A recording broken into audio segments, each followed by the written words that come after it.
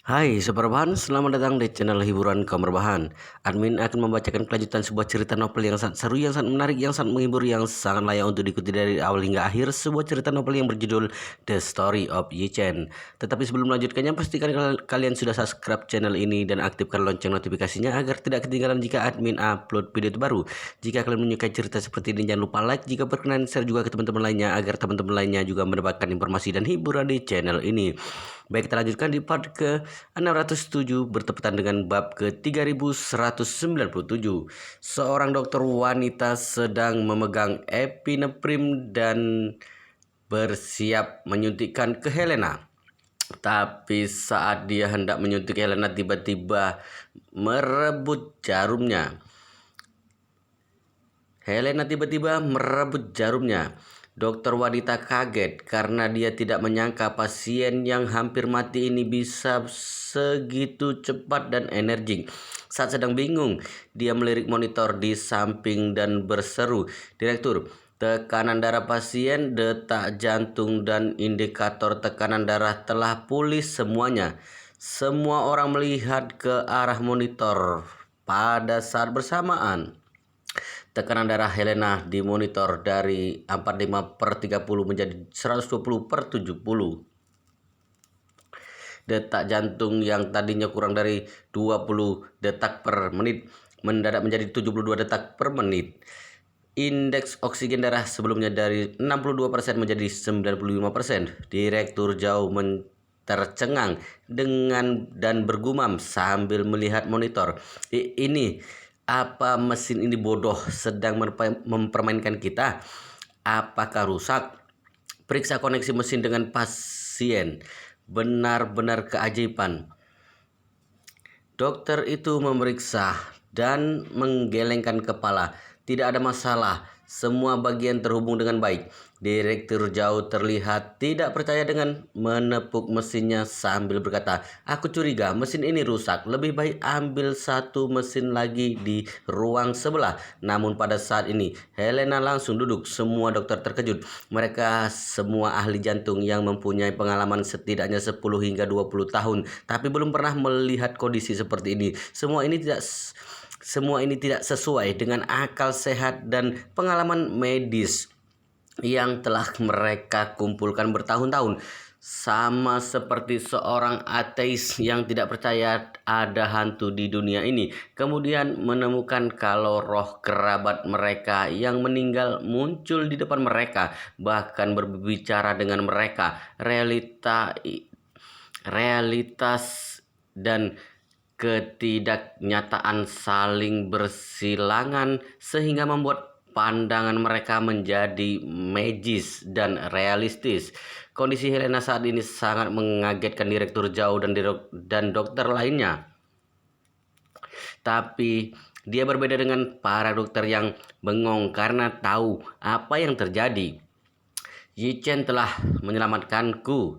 Dia benar, aku bisa diselamatkan dari kritis kalau menggigit jari tengah tangan kananku. Tapi aku bahkan mengabaikan peringatannya, bahkan merasa dia hanya bicara omong kosong. Jika aku percaya dia sejak awal, maka tidak perlu menderita seperti ini. Tapi meskipun mengalami banyak siksaan, aku bisa melihat bentuk wajah asli semua orang, termasuk pelayan di sisiku dan semua anggota keluarga Yi. Selain itu, energi misterius yang tiba-tiba keluar dari tangan kananku pasti ditinggalkan oleh Yi Chen.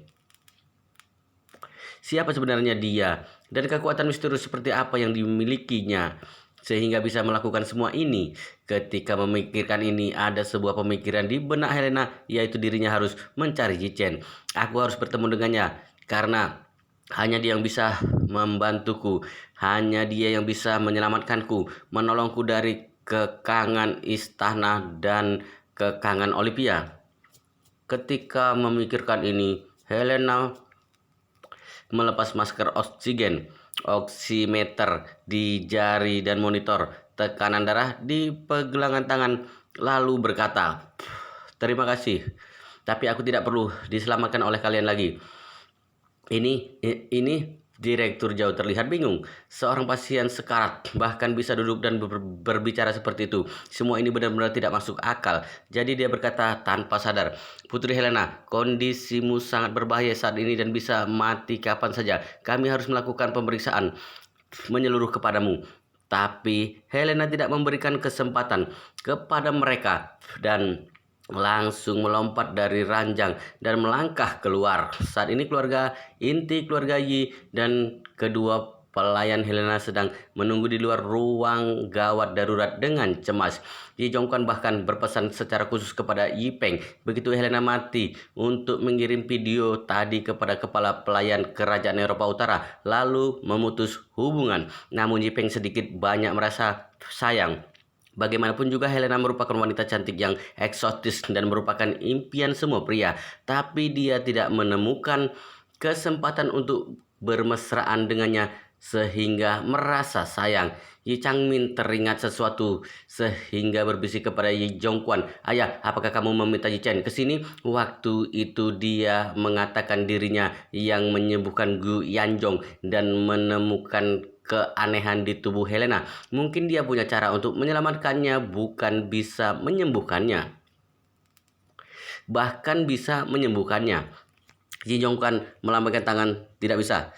Yi Changmin bertanya dengan bingung, "Kenapa? Bukankah bagus kalau Yi Chen ada cara?" Yi Jongkan menggelengkan kepalanya dengan pasti dan berkata pelan, "Tidak bisa.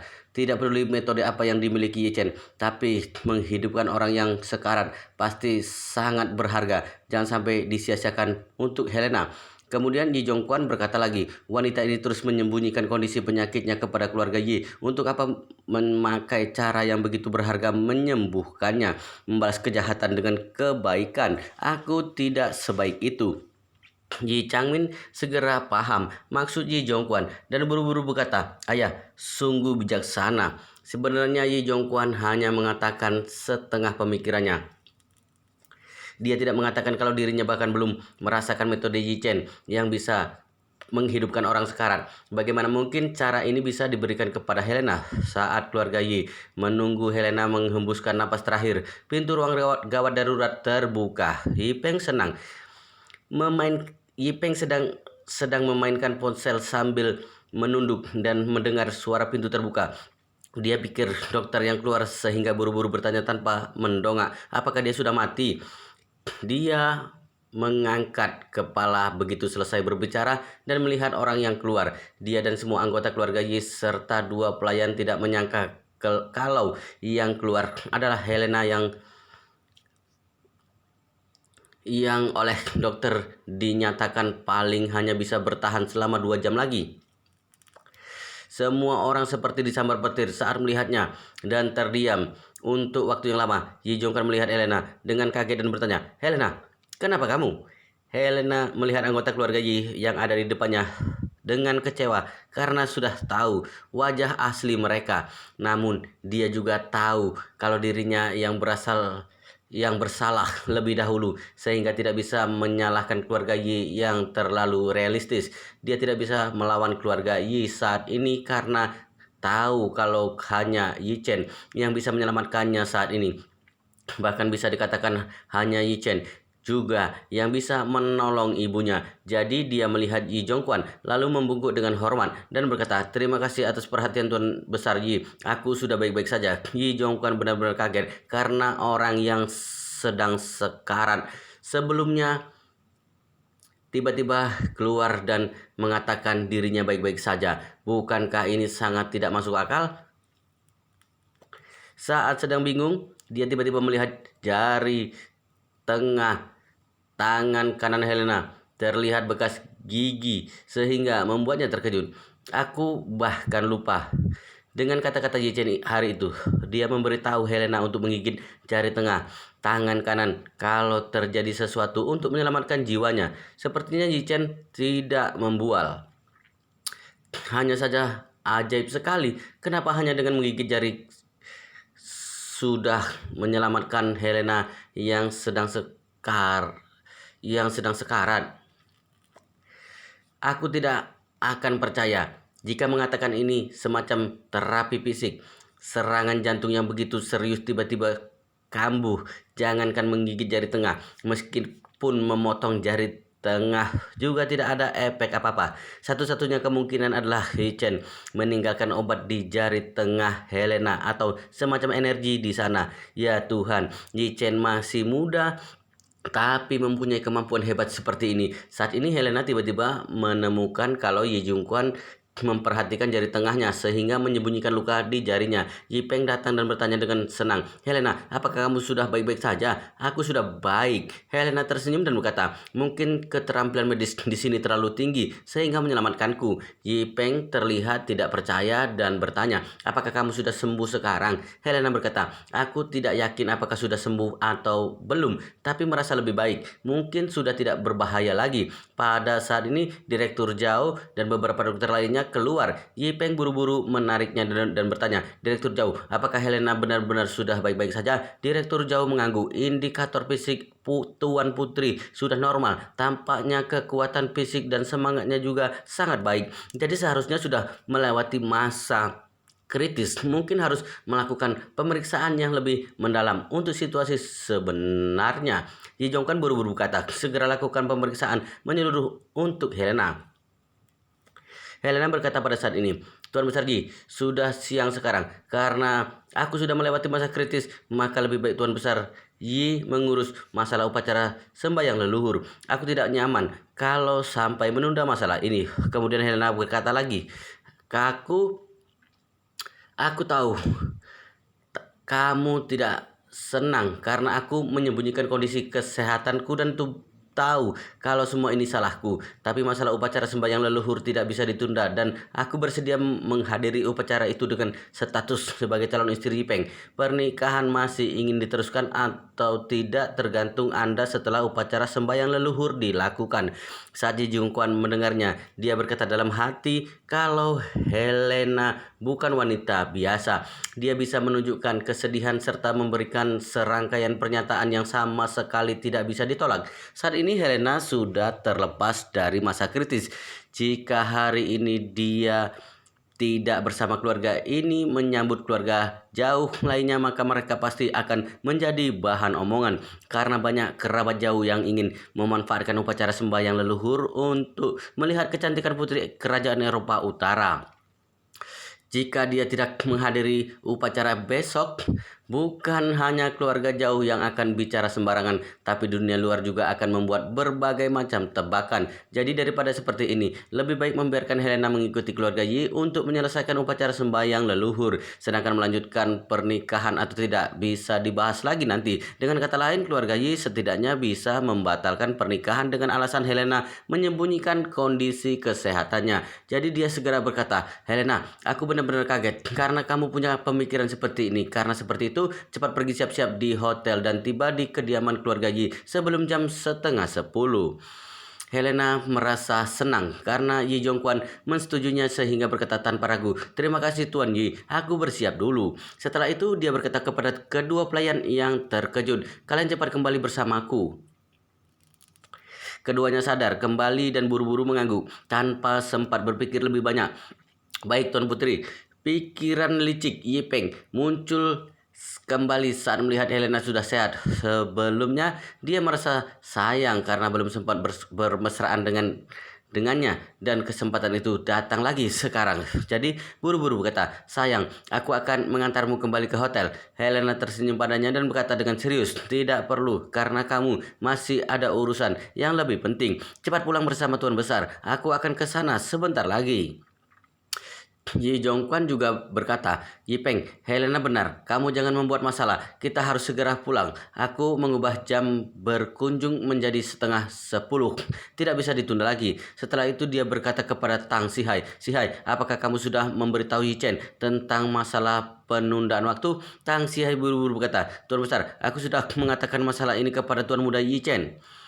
"Baik, hari ini dan besok adalah pertemuan besar keluarga Yi setiap 12 tahun sekali dan ini merupakan awal keluarga Yi untuk menjadi keluarga teratas di seluruh negeri. Keluarga Su telah jatuh dan ada satu anggota penting keluarga Yi yang kembali. Jadi keluarga Yi akan menjadi keluarga teratas di tidak lama lagi di seluruh negeri." Yi Jongkwan mengangguk dengan puas. Yi Changkong, Yi Peng, bahkan Yi Hao merasa kurang nyaman saat mendengarnya karena mereka tahu satu anggota penting yang dimaksud Yi Zhongquan adalah Yi Chen. Sepertinya Tuan Besar Yi benar-benar menganggap Yi Chen sebagai bantuan besar di masa depan. Si Peng merasa kesal. Yi Chen memang calon istrinya kemarin. Yi Peng merasa kesal. Helena memang calon istrinya kemarin, tapi Tuan Besar bukan hanya tidak melampiaskan kemarahan untuknya, tapi juga melindungi Yi Chen. Dia sampai tidak tidur semalaman karena masalah ini. Yi Zhongquan melihat jam. Sekarang jam 8.40. Maka dia berkata kepada Tang Sihai, "Sihai, segera kirim iringan mobil untuk menjemput Yi Chen di rumah keluarga Gu."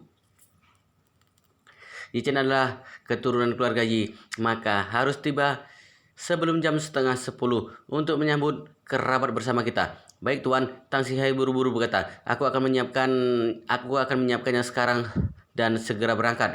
Yi Peng semakin kesal. Ada apa ini? Memangnya siapa Yi Chen? Dia bahkan harus dijemput. Apakah dia layak? Tapi Yi Peng tidak berani memperlihatkan kemarahannya. Tang Sihai segera menelepon untuk mengumpulkan iring-iringan mobil. Beberapa menit kemudian 10 iringan mobil Rolls Royce tiba di gerbang rumah sakit. Setelah menjemput Tang Sihai, mereka bergerak ke rumah keluarga Gu. Saat ini Helena sudah kembali ke hotel. Dia berjalan dengan cepat ke kamarnya sambil berkata kepada kedua pelayannya, apakah kalian sudah melaporkan kepada Olivia tentang penyakit jantungku yang kambuh tadi? Kedua pelayan saling bertatapan tapi tidak bicara. Mereka tahu identitas mereka telah terekspos, jadi tidak berani mengatakan apapun tentang Tuan Putri Olivia saat ini. Ketika melihat mereka diam saja, Helena berkata dengan datar, aku tahu kalau kalian orang Olivia, tapi aku tidak bermaksud lain dan hanya merasa kaget saja. Jika kalian masih belum sempat menghubungi Olivia, maka jangan laporkan dulu untuk sementara waktu. Kemudian dia berkata lagi, selanjutnya aku akan berusaha mendapatkan kepercayaan keluarga Yi kembali sehingga pernikahan tetap terjalin. Tapi jika Olivia tiba-tiba ikut campur saat ini, kemungkinan besar akan menimbulkan dampak negatif. Selain itu, aku yakin dia menerima kalian berdua mengikutiku hanya untuk mengawasiku serta menyelamatkanku kalau penyakitku tiba-tiba kambuh, supaya tidak ketahuan oleh keluarga Yi. Jadi dia pasti akan menyalahkan kalian tidak menutupi masalah ini dengan baik.